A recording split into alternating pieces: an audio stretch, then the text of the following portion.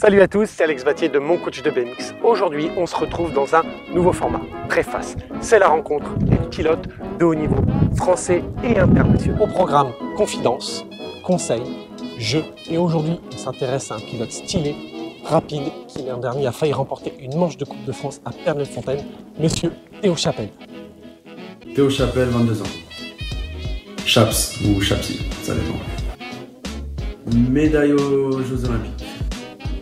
C'est difficile, je dirais ma victoire en appro à Outsmart et Berne avant la dernière ligne droite. Clavicule cassée à 2 semaines des championnats du monde à Auckland en 2013. Ah, c'est traquenard ça. Dick Compiègne. Depuis peu, entraînement. Burger King fort.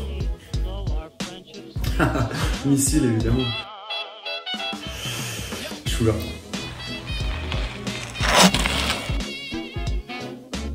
Salut Chaps, Salut, comment vas-tu? ça va et toi? Ça va très bien, je suis très heureux de te recevoir pour cette première. Première question que je me posais, c'est à quoi ça ressemble une journée chez Théo Chapelle? Bon, c'est pas bien compliqué, hein. Une journée, c'est généralement le réveil vers 8h, 8h30. Tranquille. Petit-déj. 9h30, je commence à partir à la salle. Donc forcément, j'habite à Lyon, il y a quelques bouchons. Ça... Vite fait. Donc ouais, on arrive généralement vers 10h à la salle. 10h, donc on s'échauffe bien. Après, généralement, on fait une bonne séance jusqu'à 12h30. Après, on rentre, on mange. Petite sieste, quand on y arrive. Et puis après, à partir de 16h, 16h30, on commence à se réveiller tranquillement. Café, petit goûter. Et puis on va à la piste à partir de 17h, 17h30. Ok. On entraînement jusqu'à 19h30, 20h. Après, on rentre manger et on va se coucher. Hein. Est-ce que parfois, du coup, avec ce rythme que t'as, t'en as marre de t'entraîner? Ouais, ça m'arrive, ouais. Ouais, je vais pas te mentir, c'est vrai que ça m'arrive de temps en temps, à force de répéter les mêmes choses et d'avoir un peu les mêmes routines. Des fois, c'est vrai que c'est un peu chiant. Tu passes à autre chose, tu penses à autre chose. Tu te dis que tu le fais parce que t'adores ça. Bien sûr. À fond. Et si t'avais pas fait de BMX, finalement, tu penses que t'aurais fait quoi comme sport? J'ai toujours rêvé faire du basket. Malheureusement, je suis pas très grand, donc c'est une bonne question. Peut-être de l'athlétisme. Ok, avec un sport, enfin, un truc en particulier? 100 mètres. Ok, donc toujours dans le sprint, quoi. Ouais. Du coup, à l'heure actuelle, tu te définis comme un sportif de niveau ou un pilote professionnel? Un sportif de haut niveau qui commence tout doucement à devenir professionnel. D'accord. C'est intéressant parce que du coup, est-ce que c'est dur de vivre de cette discipline? Ouais, faut réussir à t'entourer des bonnes personnes, rencontrer les bonnes personnes au bon moment, avoir une bonne complicité avec tes sponsors, avec ton coach aussi. Mais ouais, c'est de plus en plus dur. Ouais. Tu disais que là, tu commences à devenir professionnel, donc ça c'est hyper cool et bravo à toi. Et est-ce que tu penses qu'en France, on peut atteindre des salaires un petit peu comme Mariana Paron l'avait déjà dit dans certaines interviews et tout? Est-ce que tu penses qu'on peut atteindre ça en France? Je pense qu'il va falloir du temps quand même. Ouais. Je pense qu'il va falloir beaucoup de temps. J'espère que ça arrivera un jour, mais ça paraît compliqué de toucher des sommes comme Mariana peut toucher en France. En tout cas. Est-ce que tu as déjà eu envie d'arrêter ta carrière? Ouais, souvent après les blessures. T'as souvent le petit coup de blues. Tu te dis que tu te fais un peu mal souvent. Tu vois tous tes potes aussi qui font autre chose, pas forcément dans le sport. Tu te dis pourquoi t'as pas envie d'être comme eux pendant quelques temps. Et après tu reviens vite à la réalité. La passion prend le dessus et tu te rends compte qu'en fait t'aimes vraiment trop ça pour arrêter. Il y a une course que tu as fait l'année dernière, j'ai assisté, j'étais là et qui était un peu ouf, oui tu souris donc tu sais très bien de quoi on va parler, c'est Pernelle-les-Fontaines. Dans le reportage que tu as eu l'occasion de faire avec l'équipe de Compiègne, que BMX Media a filmé, d'ailleurs je vous mets le lien juste en haut là, que vous pouvez aller voir, c'est un super reportage et je salue Clément. J'aimerais que tu regardes ça. Tu vois, on voit que tu pars quand même très bien et très fort. Moi, surtout, parce que tu en as parlé plein de fois, j'imagine, mais moi voilà, c'est ce moment-là, là. Quand tu sors premier, comment ça se passe dans ta tête? C'est bizarre, hein. C'est bizarre à dire. Là, en l'occurrence, sur la grille, t'avais quand même pas mal de bons aussi. Donc, champion du monde en titre. Bien sûr. C'est compliqué, il y avait du vent. Tu te dis que tu vas essayer de tenir le plus longtemps possible. J'avoue. Quand t'as des mecs comme Rancurel, comme Sylvain, pardon. Ouais. Derrière, tu connais Sylvain, tu sais que ça peut aller très vite. Et tu vas à fond et jusqu'à la ligne d'arrivée en espérant rester premier. Ouais. Et dans le reportage, justement, ce qui est intéressant, tu dis que tu t'es rendu compte maintenant avec le temps que ça faisait vraiment certainement partie de ta plus belle course dans ta carrière? Peut-être pas le plus grand résultat, mais en tout cas la plus belle course. Comment ça se passe? Ok, tu finis deuxième et c'est ainsi, mais c'est quoi le sentiment à la fin? Bah déjà, tout d'abord, t'es content. Parce que content de faire all shot, on peut appeler ça du coup, devant pas mal de mecs qui font des podiums ou des victoires en Coupe du Monde. Après, oui, certes, tu te fais doubler sur la dernière bosse, sur la dernière partie de la piste, mais je pense quand même que c'est l'une de mes plus belles courses. Tout simplement, c'était magnifique. Qu'est-ce qu'elle a de saveur particulière, cette course où tu finis deux, en partant premier, par rapport à une victoire sur le circuit américain? Bah, faut savoir que du coup, ma victoire aux US à All-Smart, c'était en A-Pro. Donc c'est un petit peu comme Elite 2 quand il y avait à l'époque. Ok. Donc c'est pas avec les meilleurs, mais là en l'occurrence, c'était la plus grosse catégorie, quoi. Donc avec les meilleurs de la journée. Ouais, c'était deuxième, mais pour moi, c'est comme si j'avais gagné au final. Équipe de France, ce nom, est-ce que tu as des envies? Ouais, forcément. Comme tout pilote, quand même, la consécration, c'est quand tu rentres dans l'équipe de France. Après, malheureusement, la France est l'une des meilleures nations. Bien sûr. Donc l'équipe de France, ils ont tous fait des finales. Moi, en l'occurrence, j'en ai pas fait. L'objectif, ça va être ça, dès cette année, de se rapprocher de la finale en Coupe du Monde pour peut-être avoir la chance de rentrer en équipe de France et d'aller au championnat du monde. Qu'est-ce qui te manque pour passer cette marche et atteindre et avoir le maillot d'équipe de France? Je pense qu'il me manque principalement, c'est la régularité. On va dire que sur un week-end de course, je peux faire un très bon résultat. Généralement, ceux qui me connaissent savent que c'est le dimanche. C'est vrai, je confirme. Non, mais ouais, c'est vraiment la régularité, pardon. On va dire que pour une Coupe du Monde, tu peux sortir en 8e de finale le premier jour, en demi le deuxième jour. Donc ouais, essayer vraiment d'équilibrer un peu les résultats. Ça sera, je pense, ce qui peut me permettre de passer un petit cap. Du coup, c'est l'objectif 2020, la régularité? C'est ça, ouais. Ok. Je voulais revenir sur un moment pas cool de ta saison, parce que c'est bien d'être sur un moment cool, mais forcément, Manchester, c'était moins cool, et pourtant, ça commence à être une bonne journée sur un moment. Et puis, il y a une chute. Il y a une chute avec un pilote. Et j'avais envie de te faire voir une image, puisque la course, on la connaît. C'est surtout cette image-là. Voilà, cette image où tu es, je l'ai pas vu. Où tu es là, allongé, par terre. Qu'est-ce qui se passe? Qu'est-ce que tu te dis? Tu comprends que j'imagine que la clave est pétée. Qu'est-ce qui se passe? Ouais, donc pour la petite anecdote, c'était ma 6e clavicule de ma vie. Oh la vache! Pardon, donc je ris, mais je comprends. C'est vrai que ouais, le sentiment de la clavicule, quand tu sens pas trop ton bras et tu touches le haut et ça fait soit des bosses, soit des crevasses, tu sais rapidement que c'est cassé. Bah ouais, sur le coup, tu subis quoi. Surtout qu'en l'occurrence, on peut le voir sur la vidéo, on me prend bien de derrière, j'étais bien devant, demi-vélo devant, on me prend la roue arrière et l'épaule, et je tombe 3 mètres plus bas, dans le goudron.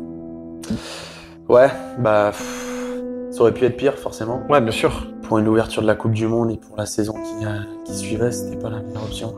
En plus, à ce moment-là, au classement de la Coupe de France, c'était plutôt cool, parce que je pense que tu étais 3e de souvenir. Ouais. T'es à l'hôpital, tu sais que la clave, t'en as pour X semaines. Comment tu le vis mentalement, tu vois?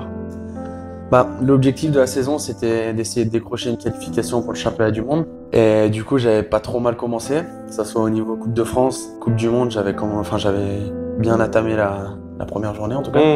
Et ouais, quand tu tombes et tu sais que, on va dire que t'as la Coupe du Monde à Papendal qui doit être 3 semaines après, je crois. Ok. Coupe de France aussi. Malheureusement, tu vas avoir tes chances de podium, par exemple, classement Coupe de France à Nanty. Tu vas avoir ta peut-être qualification au championnat du monde à Nanty aussi. Ouais, c'est dur. Comment tu vis du coup la fin de saison avec tout ça dans la tête? Bah, d'abord, une envie de tout casser, on va dire, de revenir pour tout casser. On s'est rendu compte que c'était pas forcément la meilleure fin de saison possible. Mais bon, j'étais quand même content de revenir à Saint-Quentin.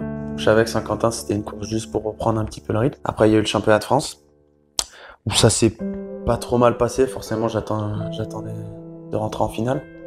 Je tape en demi. Puis après, il y a eu l'Europe, où je suis passé complètement à travers. Ok. Je vais pas me cacher, hein. Je suis passé complètement à travers.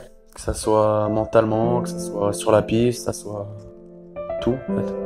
T'en avais peut-être marre que le championnat de France était passé, t'avais peut-être envie de prendre des vacances parce qu'avec la saison passée difficile. Ouais, il y avait ça aussi, mais il y avait aussi quand même. Le championnat d'Europe, on a la chance du coup d'emmener que 16 pilotes. Donc ça veut dire quand même que Au final, la fédération croit en toi. Bien sûr. Et du coup, c'est sûr que sortir en 8e de finale, c'est pas ce que j'aurais aimé, quoi. Je comprends. Je te propose maintenant de jouer à un petit jeu qui s'appelle le jeu de la vérité et on s'y retrouve tout de suite. Alors Chaps, le jeu de la vérité, c'est très cool. Je vais te poser des questions que tu n'es pas obligé de répondre, qui concernent le milieu du BMX, des personnes dans le BMX, quel qu'il soit. Si tu me dis non, je réponds pas, dans mes petites cartes confidences, je vais te poser une question qui peut être sur toi, sur ta vie, sur autre chose. Par contre, tu devrais être obligé d'y répondre. Okay. Inversement, sur les questions du BMX que je te pose, t'as bien compris que ça pue, hein? Pas bon. Si tu réponds, c'est toi qui pioches dans ton tas et c'est moi qui réponds à la question. Tu vois, comme ça, il n'y a pas d'arnaque. Ça te va? Parfait. Ok. Première question que j'ai très envie de te la poser. Pour toi, quel est le pilote qui a le moins de style en BMX en élite? Simba Dardan. C'est pas vrai. Je rigole, c'était pour la blague. Est-ce qu'il va balance ou pas? T'es pas obligé de répondre. Ouais, je réponds pas. Ok. Ah, c'est bien comme... Cite la plus grande qualité de la personne assise à ta droite. Pour ton information, je ne savais pas que cette question était dans le tas. On remercie Noémie qui est derrière les caméras. Je ne savais pas. À l'écoute. Deuxième question. Est-ce que pour toi, les arbitres en France sont toujours cool avec les élites en France? Non, pas du tout. Mettre son casque dans les tribunes, dans les pré-grilles, pardon, et pour monter sur la grille, presque tous les élites, ça fait plus de 10 ans qu'on fait du BMX, on sait très bien qu'on va pas faire un départ et faire la course sans le casque. Je pense qu'ils peuvent être un peu plus flex sur certaines règles, n'oubliant pas qu'on a tous plus de 18 ans, quoi. On n'est pas forcément des enfants. On sait qu'on doit mettre son casque, on doit attacher son casque, on doit mettre ses gants. Je pense parfois ils sont un peu sévères. Bah non, c'est pas une question d'être sévère ou pas, c'est juste que ouais, des fois ils pourraient laisser un peu plus vivre le pilote en question. Pour les personnes qui ont 8-9 ans, je comprends, eux qui galèrent un peu. Mais ouais, non, pour les gens de 20, 25 ans, 30 ans, ouais, ils pourraient être un peu plus flex sur certaines règles, on va dire. Ok, ça marche. Pioche une carte. Quelle est la chanson ringarde que tu affectionnes en secret? Oh putain. Ouais, ou une des chansons où t'es pas peu fier, quoi. Genre que je pourrais chanter tout seul dans ma voiture. Ouais, voilà, mais pas à deux. Une chanson de vieux chanteur de Richard Cochanté qui s'appelle... Comment ça s'appelle? Ouais, voilà. Un coup de soleil. Sympa, j'écouterai, je connais pas. Je te l'enverrai. Dans quel DN tu rêves jamais? Sarian, sans hésiter. Putain, il répond, hein. Ouais, je réponds. Qu'est-ce que tu n'as jamais osé avouer? C'est marrant, j'ai joué à ce jeu il y a pas très longtemps. On a joué à ça, hein. Joué à ça. Tu t'en rappelles plus? Je l'avais dit, hein. Tu t'en rappelles. C'est vrai. Une fois, je suis allé à l'île d'Or de Saint-Thé et il y avait une bosse en deuxième ligne droite, il y a quelques années, pour les puristes. Il y avait une double vraiment balèze. J'étais en nationaux et j'ai fait une chute sur la bosse d'avant et j'ai simulé de m'être fait vraiment très mal au poignet et j'ai pas roulé. Et du coup, j'ai fait beaucoup de cinéma. Je vous dis un truc que j'avais jamais dit à personne. C'est voilà. Pas mal, hein. Franchement, c'est propre. Et la bosse est presque dans mon choix, tu vois, sur la course, je suis content parce qu'elle a vraiment laissé des ions sur le carreau. Mais sur le coup, j'avoue, j'ai fait un peu ma flippette et j'ai dit t'avais pas envie de rouler, mal au poignet et j'ai fait semblant, j'ai fait les manches et j'ai fait semblant d'avoir hyper mal avec les vibrations et en fait, je n'aurais plus roulé. Sympa. Voilà. Parfait. Bon, Chaps, maintenant, je te propose qu'on se retrouve sur la piste et qu'on se retrouve pour donner un petit conseil aux abonnés. Ok, Chaps, on va passer un peu à la partie conseil. On voit beaucoup de questions sur les sauts et toi, tu es un grand spécialiste des sauts. Alors, oui, tu peux faire comme ça, mais oui, tu es bon, on le sait. Qu'est-ce que tu fais un peu à l'entraînement pour t'améliorer ou en tout cas t'en servir quand tu en as besoin? Bah moi déjà, tout d'abord, je pense que c'est une question de regard. En fait, si tu regardes la bosse en elle-même, généralement, tu vas être tellement focalisé dessus que tu vas oublier quelques étapes de l'extension. C'est pour ça que moi, je me fixe toujours de regarder soit la bosse d'après, soit vraiment beaucoup plus loin. Pour vraiment pas forcément me concentrer sur la bosse. Maintenant, au niveau de la gestuelle du corps, est-ce que tu travailles l'extension en amont avant le décollage ou vraiment vers la fin? Comment tu vois le truc de ton côté? Bah déjà, je pense que c'est important d'arriver avec un bon positionnement sur le vélo, déjà avant la bosse, donc généralement dans la cuvette juste avant. Donc déjà, il faut toujours arriver au milieu du bike, c'est-à-dire par rapport à la selle, donc avoir généralement les genoux qui sont assez proches de la selle. Toujours en essayant de regarder loin devant, 1 mètre avant le début de l'appel, c'est là que tu dois commencer à plier tes bras et plier tes jambes en regardant toujours loin. Et quand la bosse elle arrive, c'est vraiment quand ta roue avant commence à arriver tout en haut de la bosse, c'est là que tu commences à tirer sur les bras et sur les jambes en même temps.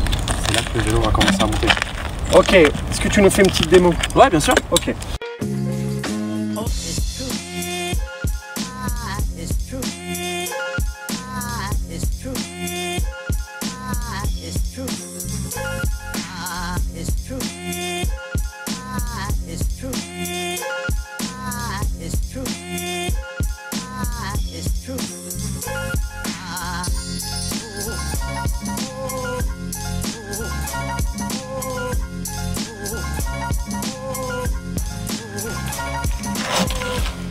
finir, j'avais une question quand même. Tu vois, on se retrouve ici dans une pré-grille. Comment ça se passe toi, au niveau de ta préparation? Est-ce que tu connais un peu le mood qui te correspond bien à toi et qui pourrait servir aux gens qui nous regardent? Bah moi, c'est le mood que je préfère, forcément, parce que j'aime bien parler, c'est relax. Ok. C'est vraiment...